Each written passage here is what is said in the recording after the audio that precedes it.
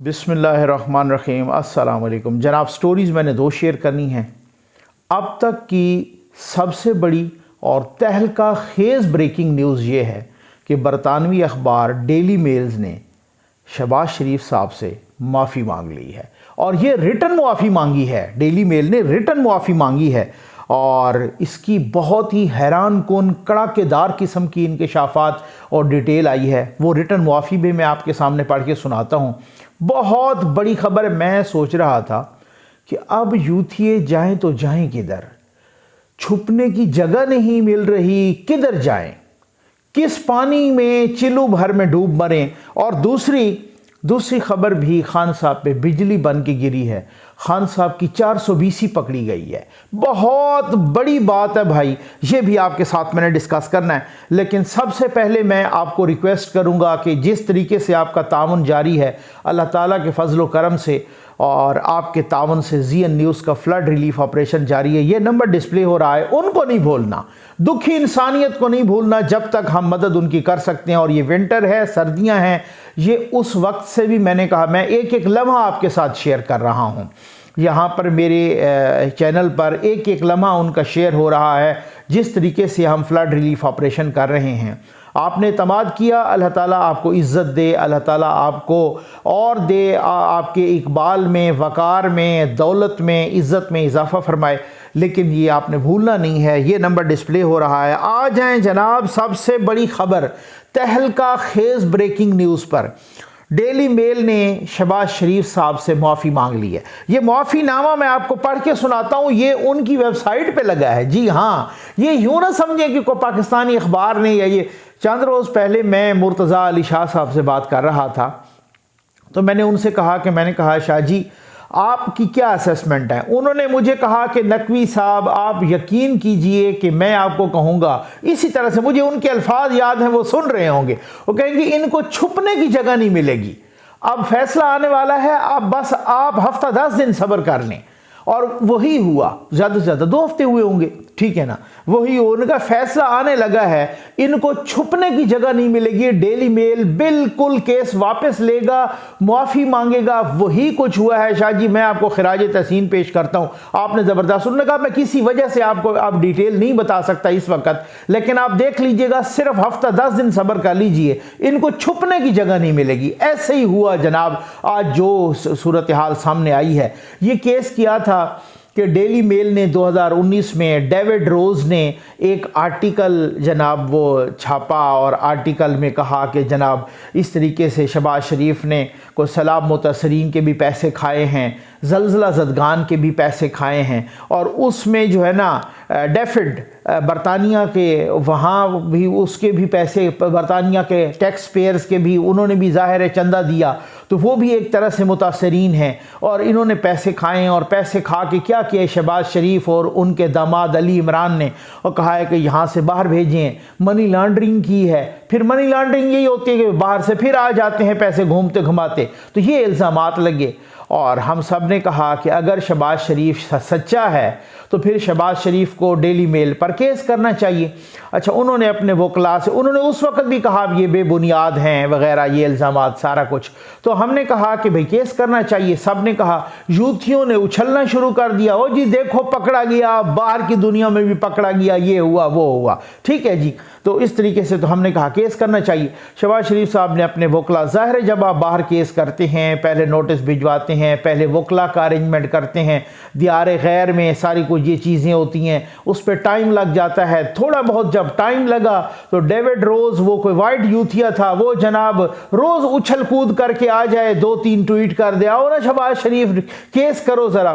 फिर यहाँ पर वो ARY मालशिया पालशिया शुरू हो जाए, और वो जनाब वो बैठे हुए साबिर शाकिर और गुलाम हुसैन, और ये सारे के सारे अल्लाह ने सबको रुसवा किया है किस तरीके से। तो वो सारे बैठे यूं यूं करके जनाब कागज़ लहराएं, और वो डेविड रोज़ उनका हीरो था, और वो फिर जो है ना यहाँ पर और पता नहीं क्या क्या कहें कि जनाब आप आए, अब पकड़े गए हो, अब तुमने पैसा खाया है पाकिस्तानी कौम का। खान साहब जलसों में खड़े होके कहें, खान साहब हर प्रेस कॉन्फ्रेंस में उनको लथाड़ें, ये बात है।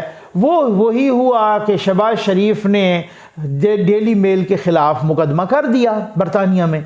अच्छा, मुकदमा चलता रहा اور بیچ میں ابھی جو شہباز شریف صاحب وہاں لندن گئے تھے تو بیچ میں تو انہوں نے التوا مانگا، تھوڑا سا ٹائم مانگا جواب جمع کرانے کے لیے۔ اچھا پھر اس میں یہی ہوتا ہے کہ انہوں نے کہا کہ پہلے بھی 9 بار ڈیلی میل نے التوا مانگا ہے، اب آپ مانگ رہے ہو، تو یہ وہ اس طریقے سے کوئی ٹیکنیکل چیزیں تھیں تو جس کی وجہ سے انہوں نے التوا ان کا جو ہے نا جواب انہوں نے کہا کہ نہیں جمع کرو، ان کو کوئی التوا نہیں دیتے، کوئی ٹائم نہیں دیتے، مسترد کر دیا، الٹا جرمانہ بھی عائد کر دیا۔ ادھر کھڑے ہو کے خان صاحب نے کہا کہ لو جی شہباز شریف گیا لندن اور وہاں پہ اس نے سمجھا کہ یہ بھی کوئی پاکستانی عدالتیں ہیں، اور کنٹینر پہ کھڑے ہو کے ابھی کی بات ہے، اور انہوں نے وہ وہاں سے ہار کے آ گیا۔ یوتھیوں نے بھی کہا کہ وہ تو ہار کے آ گیا، ٹھیک ہو گیا۔ بھائی سب نے بولا کہ وہ ہارا نہیں ہے، کیس ابھی چل رہا ہے۔ اب آج صورتحال کیا ہے یہ میں ڈیلی میل کا وہ پڑھنے لگا ہوں جو ڈیلی میل نے اپنی ویب سائٹ پہ ڈالا ہے، میل آن لائن یہ کیا ہے۔ ان این آرٹیکل، ذرا سنیے گا in an article concerning Mr. Shehbaz Sharif entitled "Did the family of Pakistani politician who has become the poster boy for British overseas aid steal funds meant for earthquake victims?" published on 14 July 2019, we reported on an investigation by Pakistan's National Accountability Bureau into Mr. Sharif and suggested that the money under investigation included a not insubstantial sum of British public money that had been paid to the Punjab province in deferred grant aid. انہوں نے کہا کہ ہم نے ایک article چھاپا تھا اس نام سے، 14 جولائی 2019 کو چھپا تھا کہ انہوں نے شہباز شریف نے اور اس کی فیملی نے ارتھ کویک کے پیسے یعنی زلزلہ زدگان کے پیسے کھائے ہیں۔ اب وہ لکھ رہے ہیں we accept mister Sharif has never been accused by the national accountability bureau of any wrong doing in relation to British public money اور deferred grant add. We are pleased to make this clear and apologize to Mr. Sharif for this error۔ اب ہم یہ کہہ رہے ہیں، ہم مانتے ہیں کہ شہباز شریف نے کوئی غلط کام نہیں کیا، لہٰذا ہم شہباز شریف سے معافی مانگتے ہیں۔ اس غلطی کے لیے ہم شہباز شریف صاحب سے معافی مانگتے ہیں۔ یہ اتنی بڑی کامیابی ہے، یہ اتنا بڑا سرخرو ہونا ہے، یہ اتنی بڑی کامیابی ہے۔ میں سمجھتا ہوں کہ اگر سپوز آپ فرض کرو کہ اگر آج شہباز شریف کو سزا ہو جاتی، سزا سے مراد ہے کہ آج شہباز شریف اگر مقدمہ ہار جاتا، اگر آج شہباز شریف کو وہ ڈیفیمیشن کے پیسے دینے پڑتے، یا شہباز شریف کو out of court Daily Mail کے ساتھ ایک سیٹلمنٹ کرنا پڑتی اور یہ معافی شہباز شریف کو مانگنی پڑتی، یہاں پر اچھل کے یوتھیے کھا جاتے، ان کو کہتے ابھی ریزائن کرو، چور ثابت ہو گیا ہے، انٹرنیشنل چور ثابت ہو گیا ہے، یہاں تو ثابت تھا، انٹرنیشنل چور ثابت ہو گیا۔ اب مجھے میرے یوتھیوں، میرا ایک ہی سوال ہے آپ سے، اور بڑے پیار سے سوال ہے، آپ کدھر چھپیں گے؟ آپ کو جگہ نہیں ملنے لگی چھپنے کی، آپ کو گٹر کے پانی میں چلو بھر پانی میں بھی ڈوب کے مرو تب بھی آپ کو اس کا ازالہ نہیں ہوگا۔ کیوں؟ یہ چند روز پہلے، آپ چند روز سے مراد یہ ہے کہ چند مہینے پہلے، ٹھیک ہے، ایک انکوائری ہوئی جو اسی شہزاد اکبر نے، یعنی شہزاد اکبر وہ فراڈیا نمبر 1 ہے کہ وہ ہر کسی کے ساتھ یہی کرتا رہا، کاغذ لہرا کے آخر پہ بھاگ گیا، آخر پہ خیر سے وہ بھاگ گیا۔ یہ پاکستان کی تقدیر کے ساتھ ہوتا رہا ہے، یہ ہوتا رہا ہے پاکستانیوں کے ساتھ، اس قوم کے ساتھ، اس کی تقدیر کے ساتھ۔ وہ شہزاد اکبر جس کے آگے پیچھے کو کوئی پتہ نہیں ہے، وہ یہاں آ کے کبھی کس پہ پڑ گیا، کبھی کس پہ پڑ گیا، جب اس کے پاس کوئی ثبوت نہیں آیا اور وہ کاغذ لہراتے باہر نس گیا۔ یہ کبھی کسی ملک میں ایسا ہوا ہے؟ دنیا کی کسی ملک میں؟ اب میں کہتا ہوں اس شہزاد اکبر کو واپس بلا کے پٹھا لٹکانا چاہیے پھانسی پہ قانون کے مطابق، کیونکہ اس نے جس طریقے کی غیر قانونی حرکتیں کی ہیں اس طریقے، وہ جناب ابھی آپ دیکھیں کچھ چند ماہ پہلے یہ ہوا کہ برطانیہ کی ایجنسی، انہوں نے کہا کہ جناب کرائم ایجنسی، ٹھیک ہو گیا نا، برطانیہ کی برٹش کی جو یو کے کی کرائم ایجنسی، انہوں نے کہا کہ ہمیں پاکستان نے لکھا ہے کہ شہباز شریف نے منی لانڈرنگ کی ہے، اس کے بیٹے سلمان شہباز نے، جو کہ ابھی پاکستان آ رہے ہیں پرسوں، انہوں نے منی لانڈرنگ کی ہے، اور ان کے جتنے بھی اکاؤنٹس ہیں نا ہم آپ کی اجازت سے منجمد کرنا چاہتے ہیں۔ تو عدالت نے کہا کہ منجمد کرو۔ برطانیہ کی وہی ایجنسی جس نے ملک ریاض کا پیسہ پکڑ کے دیا تھا، انہوں نے پورے کا پورا سال اس پہ جو ہے نا، نیشنل کرائم ایجنسی، انہوں نے جو پورے کا پورا NCA، انہوں نے پورے کا پورا زور لگایا سوا سال، اور کہا کہ کسی طریقے سے ہم شہباز شریف اور اس کے بیٹے کی منی لانڈرنگ پکڑیں۔ وہی NCA دوبارہ برطانیہ کی ایجنسی عدالت گئی، انہوں نے کہا جی شہباز شریف اور اس کے بیٹے کے اور دوسرے دوستوں کے اکاؤنٹس کھول دیجئے۔ انہوں نے پوچھا، جج نے پوچھا کیوں؟ انہوں نے کہا ان کے خلاف کرپشن کا کوئی پیسہ، کوئی ثبوت، کوئی ٹکا بھی نہیں ملا، ہمیں کوئی ثبوت نہیں ملا جس سے یہ ثابت ہو کہ انہوں نے منی لانڈرنگ کی ہو۔ اب یوتھیو مجھے بتاؤ، بار بار میسج کرتے ہو کہ یار آپ کو یہ چور نظر نہیں آتے، اب میں آپ کو بتاؤں کہ یہاں پچھلے دروازوں سے، ججوں کے پچھلے دروازوں سے ایجنسیوں والے گھستے رہے اور پکڑے گئے، اور پورے کا پورا ہر کسی نے زور لگایا باب رحمت سمیت، لیکن نواز شریف کے خلاف اس فیصلے میں لکھا ہوا ہے کہ نیب کوئی کرپشن ثابت نہیں کر سکا۔ نواز شریف کے خلاف وہ جج کہہ رہا ہے کہ مجھے بلیک میل کیا گیا، مجھے اس طریقے سے اپنی ویڈیوز دکھائی گئیں، وہ جج سسپینڈ ہو گیا، ٹرمینیٹ ہو گیا، وہ جج دنیا سے چلا گیا، اللہ بخشے، لیکن کسی قسم کا کوئی کرپشن ثابت نہیں ہوئی۔ نواز شریف کے خلاف، آصف علی زرداری کے خلاف، مختلف لوگوں کے خلاف پرویز مشرف نے ہائر کی تھی وہ براڈ شیٹ، اربوں روپے اس قوم کے کھائے گئے، ایک کرپشن کا پیسہ نہیں پکڑا اس نے۔ الٹا نواز شریف کو براڈ شیٹ نے جرمانہ دیا، پتہ نہیں کتنے لاکھ ڈالر، وہ جرمانہ دیا، ٹھیک ہے نا، اور ساتھ کہا کہ یہ ایون فیلڈ کی جو اپارٹمنٹ ہیں یہ بالکل کلین، ان کو کلین چٹ دے دی۔ اب میں کیا کروں؟ NCA ان کو کلین چٹ دے رہا ہے، لندن کی ہائی کورٹ ان کو کلین چٹ دے رہی ہے، آج یہ ڈیلی میل نے ان سے معافی مانگی، اور یہ معافی میں نے ریٹن معافی آپ کے سامنے پڑھ کے سنائی ہے، اور جتنے بھی ان کے آرٹیکل، وہ ڈیوڈ روز جو وائٹ یوتھیا تھا، اس نے جتنے اپنے اس سلسلے کے آرٹیکل سارے کے سارے ڈیلیٹ کر دیے، وہ اپنی ویب سائٹ سے انہوں نے ڈیلیٹ کر دیے۔ اب خان صاحب کو چاہیے کہ چاند روز پہلے آپ کو معلوم ہے کہ CNN نے خان صاحب کے خلاف ایک آرٹیکل، اور اس آرٹیکل میں ویسے تو 2 آرٹیکل آئے تھے، ایک آرٹیکل جس میں فارن فنڈنگ کا بہت تفصیل کے ساتھ ذکر تھا کہ یہودیوں سے بھی لی ہے، اسرائیلیوں سے بھی لی ہے، انڈین سے بھی لی ہے، وہ ووٹن کرکٹ کلب سے بھی، وہ سارا کچھ۔ تو خان صاحب ہمت کریں ذرا، ان کے خلاف بھی وہ آپ ڈیفیمیشن کا کیس کریں۔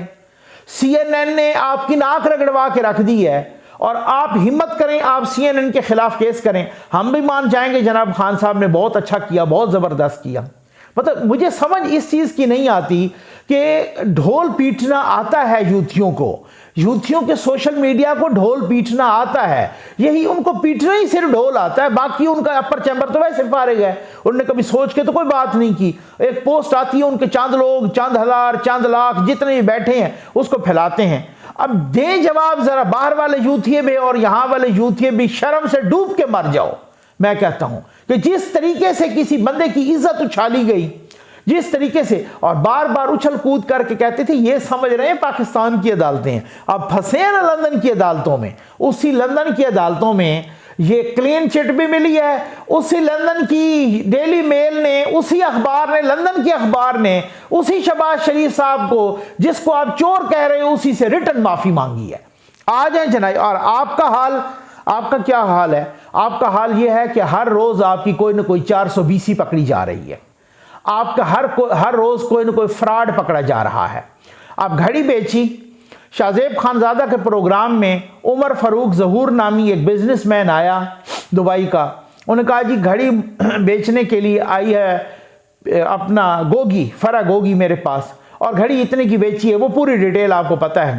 انہوں نے کہا نہیں یہ بکواس کر رہے ہیں، گھڑی تو یہاں پہ اسلام آباد میں بیچی تھی، فلاں بندے کو بیچی تھی، اس کا انہوں نے اس کے پیڈ پہ، ریٹن پیڈ پر، جو پرنٹڈ پیڈ ہوتا ہے، جو وہ لوگو والا پیپر ہوتا ہے، اس پر وہ اس کی رائٹنگ کے ساتھ اور دستخطوں کے ساتھ اور اس کی دکان کی اسٹمپ کے ساتھ، آپ اندازہ کیجئے، لگا کہ ہم نے تو بڑی گھڑی بیچی 5 کروڑ سم تھنگ کی، ٹھیک ہے۔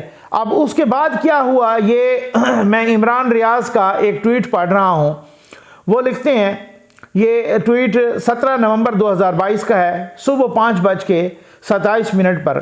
وہ کہتے ہیں کہ گھڑی اسلام آباد میں شفیق نامی تاجر کو 5 کروڑ 10 لاکھ روپے میں فروخت کی گئی۔ شفیق نے متحدہ عرب امارات کے تاجر اویس مرچنٹ کو گھڑی 6 کروڑ 10 لاکھ روپے میں فروخت کی۔ پھر اویس مرچنٹ نے امارات کے ایک شخصیت کو گھڑی فروخت کی، عمر فاروق ظہور نے اس شخصیت سے خریدی، ٹھیک ہے۔ اب یہ تھا ان کا پورا سٹانس، اور وہ پیپر انہوں نے جمع بھی کروا دیا الیکشن کمیشن میں۔ اب آج کیا ہوا، وہ بندہ سامنے اب اس کے بعد جب کہا کہ جناب ہمارے دوست اعزاز سید صاحب اور باقی کچھ لوگ گئے وہاں پر اس کی دکان پہ، تو وہ دکان بھی کہتے ہیں کہ بیچ کے چلا گیا۔ اب وہی شفیق صاحب سامنے آ گئے ہیں، ٹھیک ہے، اور وہ شفیق صاحب کیا کہہ رہے ہیں، یہ قاسم عباسی صاحب نے اور باقیوں نے بھی ڈھونڈ نکالا ہے۔ اب یہ دیکھیں، یہ شفیق صاحب، وہی محمد شفیق، وہ خود کیا کہہ رہے ہیں، پھر اس کے بعد اس پہ کرتے ہیں تبصرہ۔ یہ اور تبصرہ ایسا دمنگ اور ایسے گندے پھنسے ہیں، میں نے کہا تھا نا گھڑی پیچھا نہیں چھوڑے گی۔ یہ سن لیجئے ذرا وہ کیا کہہ رہے ہیں۔ السلام علیکم جی، میرا نام محمد شفیق ہے اور میں گول مارکیٹ میں شاپ ہے جنا سپر میں، 18 نمبر میں شاپ تھی، F7 میں جنا سپر مارکیٹ میں۔ اور میں یہ باور کرانا چاہ رہا ہوں کہ یہ میری سٹیٹمنٹ ہے کہ یہ جو میرے خلاف ایک پروپیگنڈا چل رہا تھا میری شاپ کے خلاف کہ جی یہ میں نے عمران خان کی کوئی گھڑی خریدی ہے گراف کے نام سے، تو نہ وہ میرا بل ہے، نہ میرے سائن ہے، نہ وہ میری ہینڈ رائٹنگ ہے۔ یہ جو ہے سارا میرا مس یوز ہوا ہے، میری اپنا اسٹیمپ اور میرا سارا کچھ۔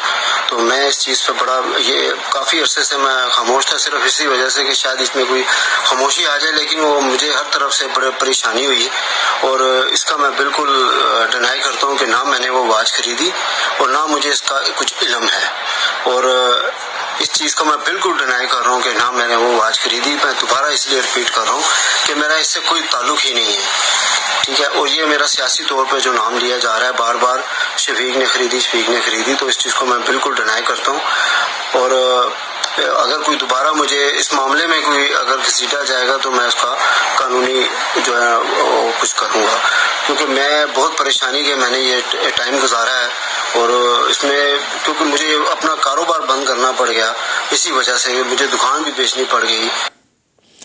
یہ ہیں وہ شفیق صاحب، یہ وہ بتا رہے ہیں کہ جناب انہوں نے گھڑی مجھ پہ نہیں بیچی، اور ویسے بھی وہ قاسم عباسی صاحب کہہ رہے ہیں کہ جناب ان کے تو ٹیکس ریٹرن بیچارے کے شو کر رہے ہیں، ان کے پاس تو اتنی دولت ہی نہیں تھی، انہوں نے دکان بیچ دی، اور وہ کہتے ہیں کہ میں بڑی پریشانی میں نے وقت گزارا۔ سب سے بڑی بات جو انہوں نے کی وہ یہ کی کہ میرا جو کاغذ تھا لوگو والا وہ انہوں نے استعمال کیا، میری رائٹنگ نہیں، وہ میری جعلی رائٹنگ کی انہوں نے، وہ سٹامپ بھی غلط غیر قانونی طور پہ انہوں نے استعمال کی، اور یہ میرا اس سے کوئی تعلق نہیں ہے۔ اس کا مطلب یہ ہے کہ یہی شفیق صاحب اگر مجسٹریٹ کی عدالت میں جا کے یہ بیان دے دیں، خان صاحب پہ تو پکا 420 کا فراڈ کا مقدمہ بن گیا نا۔ اچھا، میں حیران ہوں، یہاں پہ وہ عمران ریاض یوتھیا کہہ رہا ہے، ابھی یہ ایک تو ٹویٹ میں نے آپ کو پڑھ کے سنایا نا کہ انہوں نے بیچا فلاں کو، فلاں نے بیچا فلاں کو، فلاں نے بیچا فلاں کو، اور اس نے بیچا جناب وہاں عمر فاروق ظہور کو، اس تاجر کو، ٹھیک ہے نا۔ گوگی نہیں بیچنے گئی، کیونکہ گوگی کی خود بوتلیں بھر کے آتا تھا نا مہمانوں کے لیے، سمجھ آ گئی نا۔ اچھا خیر اس کو چھوڑ دیجیے۔ وہ یوتھیا کہہ رہا ہے کہ دیکھو جی ان کی یہ ویڈیو لگا کے کہ دیکھو جی جو ہے نا کس طریقے سے یہ رٹی رٹائی بات کر رہا ہے، نظر آ رہا ہے کہ وہ رٹی رٹائی کو لکھی لکھائی بات پڑھ رہا ہے۔ اچھا، میں اس یوتھیا سے پوچھنا چاہتا ہوں کہ بالفرض میں نے آپ کی بات مان لی، مطلب کہنے کا مقصد یہ ہے نا کہ ایف اے فیل کو، ان ایف اے فیل جتنے بیٹھے ہیں، میٹرک فیل، ایف اے فیل یوتھیے، ان کو قانون اور آئین کا تو ککا ہی نہیں پتا نا، مطلب انہوں نے تو وہی پروپیگنڈا کرنا ہے نا۔ یوتھیوں کا سوشل میڈیا سٹرانگ ہے، وہ لاکھوں کی تعداد میں ان کو وہ ویوز بھی مل جاتے ہیں، ری ٹویٹس بھی مل جاتے ہیں، ٹھیک ہے نا. انہوں نے گمراہ کرنا ہے.